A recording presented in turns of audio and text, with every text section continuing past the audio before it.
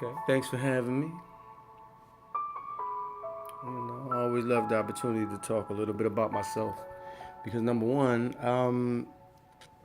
a lot of people these days have been asking me like, well, who you supposed to be? And I got one friend of mine. He always say, man, who you think you are, Les Brown or somebody? And I say, well, hopefully I can get to that type of status. But in the meantime, between time, I will tell you a little bit about myself. Because I've heard things recently and people say, man, what are you talking about, man? You ain't nobody. Man, what are you really talking about? What you saying? Well, this is it, and this is who I am.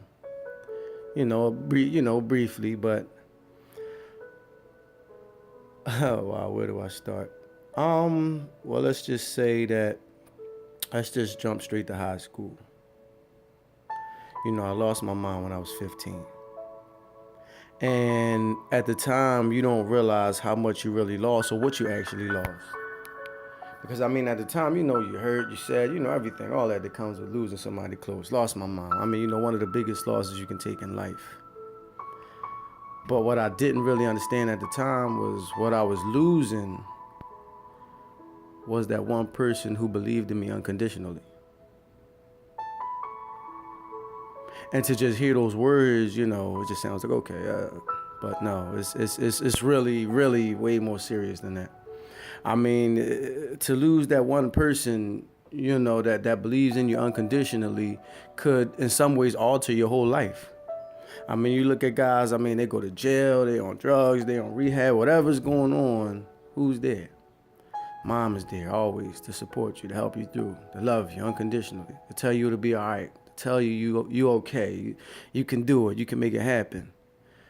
When you live your life without that, number one, the will to make somebody proud and, become something. And, everybody said, I want to buy my mom a house and this and that. None of those things were there. So I felt like, who did I have to be good for? Ergo the bad side, It just led me, to chase what I knew or what I thought I wanted, which was money. And I tell my sons now all the time, I say, listen, you will get what you chase after. If you chase money, you'll get it. You chase women, you'll get them. You chase success, you'll get it. Because I always like that saying. I think it was Les Brown might have been, or one of the those big guys, and it was saying the guy who says he can't do it and the guy who says he can, they're both right. Because whatever he believes is what he will achieve. If he believes he can achieve anything, he won't. If he believes he can achieve everything, he will.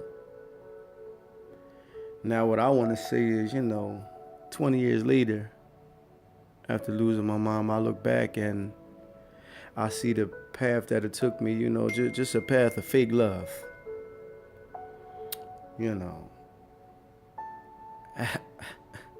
In so many ways, friends, family, women. But without that guardian over you, to teach you things and tell you and say, this is that or that is this. It's like somebody turning the lights off on you and just saying, walk around and find your way. You walking around blind, which I did. And now I feel like everything I went through, because there's a lot more, and as time goes on, I'll give a lot more of myself to the people.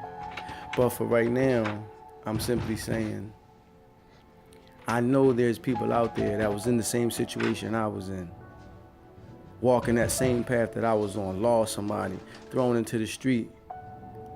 And when you don't have that one person that believes in you unconditionally, you start to forget who you are. I won't even say forget. You don't even know who you are, because you start to become somebody else, and you start following other people and listening to things and looking at this. Oh, I like that. I like this.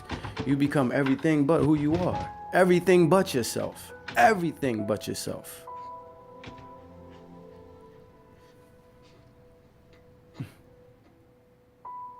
Sorry, I get a little caught up in what I'm saying. It takes me back a little bit, but man, you get so lost in just trying to find the things you want, not really knowing what you want. Like I said, I chased money, made plenty of it, made a ton of it. Did a stint in the penitentiary. Hated it, but grew me up, taught me a lot.